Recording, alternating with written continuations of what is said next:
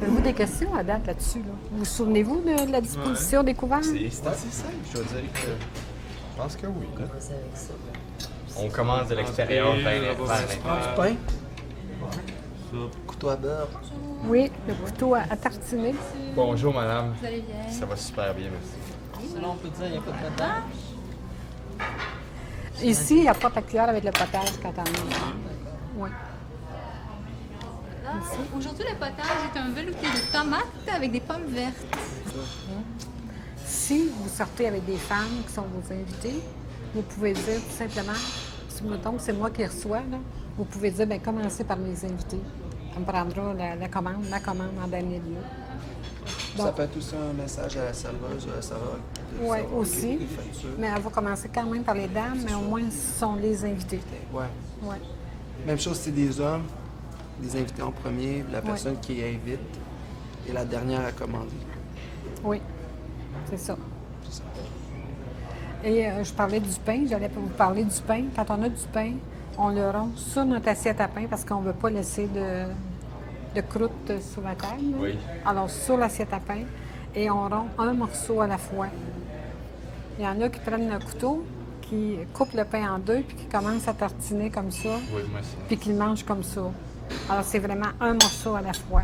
Quand on parle de grisole, de grissini, c'est un morceau à la fois aussi. Vous ne coupez pas d'avance votre pain tout en petits morceaux, là. On n'a pas à nourrir les oiseaux, c'est pas. Hein? C'est vraiment. On porte un toast.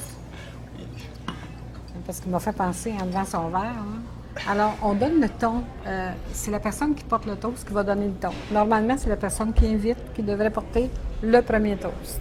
Alors, c'est pour ça que si on a du vin dans notre verre, on ne le boit pas au complet au tout début du repas. On attend.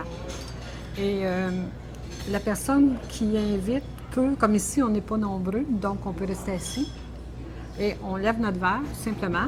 Puis on va dire, bien, je vous suggère de lever votre verre à la réalisation de cette journée. Hein? C'est un plaisir. Oui. Hein? Maintenant, on ne cogne pas nos verres. Non? OK.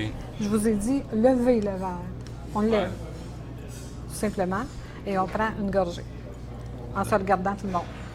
Dîner d'affaires, il n'y a pas de cas. Non. Je sais que c'est très culturel. Socialement, on le fait beaucoup. En affaires, ça peut arriver, si vous voyez que la personne avance son verre, dites pas non, moi je ne le fais pas. Non. Suivez le mouvement, tout simplement. Appétit avant de commencer à manger.